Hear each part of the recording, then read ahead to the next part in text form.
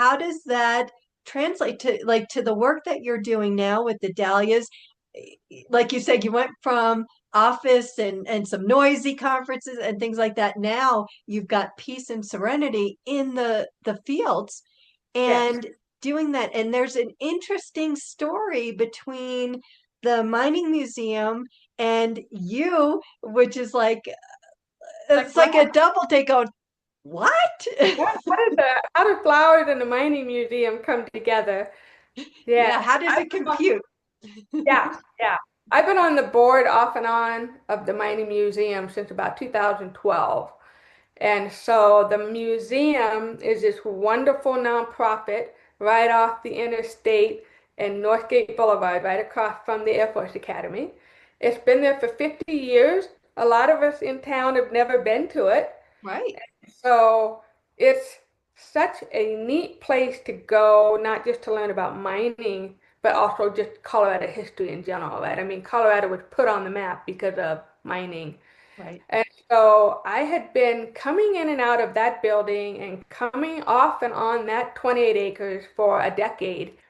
And when COVID hit and I was turning 50 and my husband was retiring, and I was like, I've been sitting in the office for 30 years. Do I want to keep doing this? You know how COVID made everybody just kind of reassess.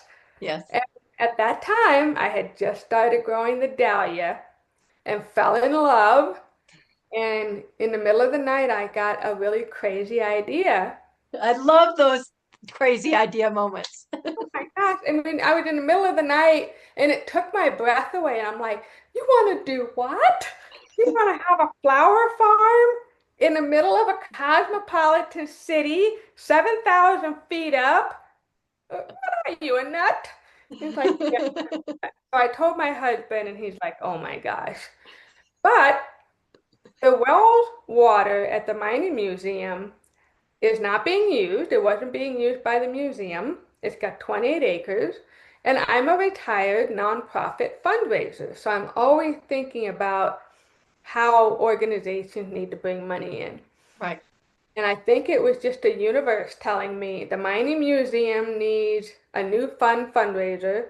You want to have dahlias in the middle of this big city. How can we bring the two together to do something really innovative and really fun? And so that's what we've done. We've just tried to build out this flower farm so that the museum can benefit from the flower profits when people are buying the flowers and the tubers. Um, but it's been a lot of work. I mean, Oh, sure. it's not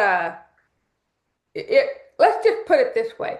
If I would have told myself laying in bed when I had that idea how hard I was going to have to work, I probably would have just rolled over and went back to sleep. I was like, no, thank you.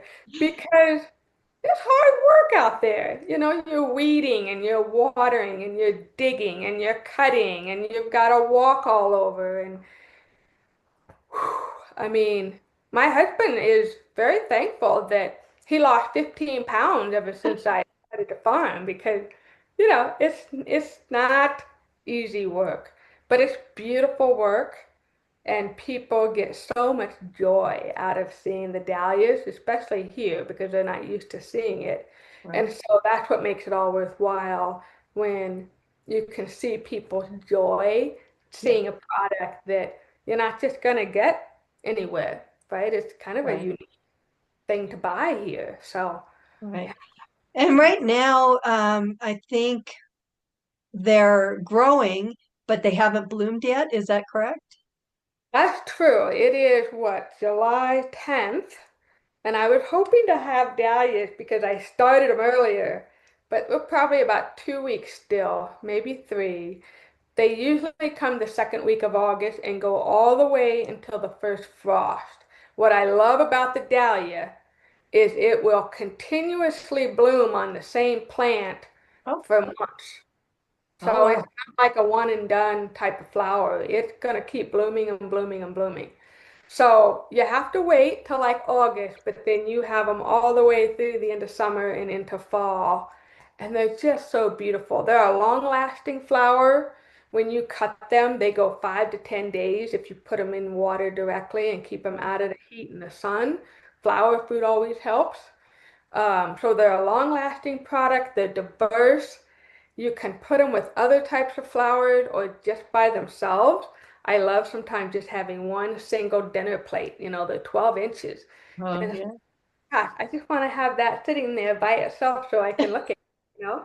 So it's got something for everybody. If you like the spiky cactus forms, people love those because they're a little bit more spunky and have a little bit more edge. Some people like the really tighter ball forms because of the mathematical Fibonacci sequence. People love that. Or some people just like the big fluffy ones too because those are more romantic. And so that's why I feel like I can specialize in one type of flower because it really isn't just one type of flower, right? It's all, Exactly. but so many different shapes, colors, forms, sizes. It's, Right. it's yeah, Yeah. I, Instead of just a flower like a daisy, you have different colors of them, but it's the same look. It's just but you're saying dahlias is not just the colors,